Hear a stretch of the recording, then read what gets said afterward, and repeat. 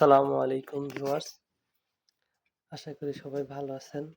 একটা বিষয়ে আপনাদের সাথে কথা বলার জন্য আজকে আসলাম।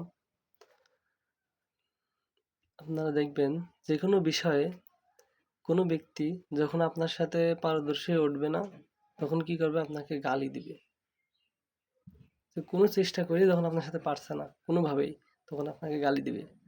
তারপর কি করবে?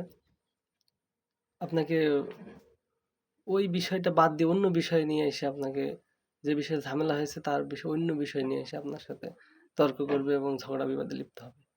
সুতরাং আপনারা তখন এটাকে এড়িয়ে যাবেন। আর এই যে বিভিন্ন বাংলাদেশে যেগুলো দল আছে, তার ভিতরে জামাতে ইসলামী এবং ইসলামী ছাত্র শিবির অন্যতম একটি দল। আপনারা দেখবেন যে বর্তমান পরিস্থিতিতে তারা অন্য অন্য দলগুলা, যে কোনো দল হোক, তারা যখন এদের আদর্শ, এদের নীতি নৈতিকতা এবং এদের যে দর্শন, মতদর্শন এবং এদের যে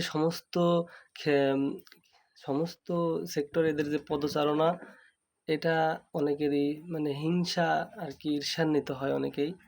এবং যখন এদের সাথে কোনো দিক থেকে পেরে ওঠে না, তখন কি বলে যে এখন দেখ আদর্শ, এদের আদর্শের সাথে তো আমরা পেরে উঠছি না, তখন কি বলে?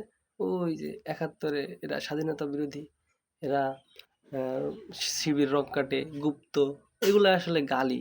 ঠিক আছে, এগুলা গালি দেয় তখন তাদেরকে। তো আপনারা সাবধান থাকবেন, এটা নিয়ে বিচলিত হওয়ার কিছু নেই। ধন্যবাদ সবাইকে।